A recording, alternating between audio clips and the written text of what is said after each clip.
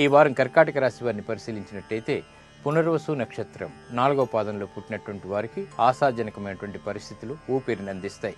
వృత్తిపరమైనటువంటి వ్యవహారాల్లో అనుకూలతకై చేసేటువంటి ప్రయత్నాలు బాగా కలిసి వస్తాయి. గృహ సంబంధిత కార్యక్రమాలు సజావుగా పూర్తి చేయగలుగుతారు. ఆరోగ్య విషయంలో చిరు సమస్యలు ఖర్చులు కూడా ఏర్పడతాయి. పుష్యమి నక్షత్రం 1, 2, 3, 4 పదాల్లో పుట్టినటువంటి వారికి ఆరోగ్య విషయంలో జాగ్రత్తలు పాటించాలి. అధిక వ్యయం ఏర్పడేటువంటి సంఘటనలు లేకపోలేదు. ఆర్థిక పరమైనటువంటి విషయాల్లో ఆచితూచి తీసుకున్నటువంటి నిర్ణయాలు మాత్రమే కలిసి వస్తాయి. గృహ ఉపయోగ కార్యక్రమాలు చేపట్టినప్పటికీ విఘ్నాలు కూడా చవి చూస్తారు.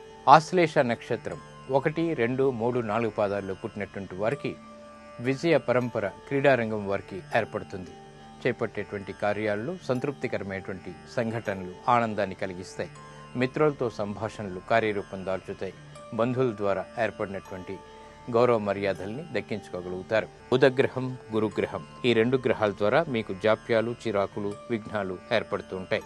ఈశ్వర ఆలయ దర్శనం, అలాగే ఈశ్వరుడికి బిల్వపత్రితో చేసేటువంటి పూజ లేదా ఏకాదశ పూర్వక రుద్రాభిషేకం వంటి చర్యలు సంతోషాన్ని కలిగిస్తాయి. ఈ 2 గ్రహాల యొక్క ప్రతికూలతని దూరం చేస్తాయి. పెసలు, శనగలు, ఆవు నెయ్యి ఇవి దానం చేసినట్టయితే కూడా ఉత్తమమైనటువంటి ఫలితాలు పొందగలుగుతారు. జాప్యాలు దూరం అవుతాయి. నూతన ఒప్పందాలు మీకు బాగా లాభిస్తాయి. ఆశించినటువంటి ప్రయోజనాల్ని దగ్గర చేస్తాయి.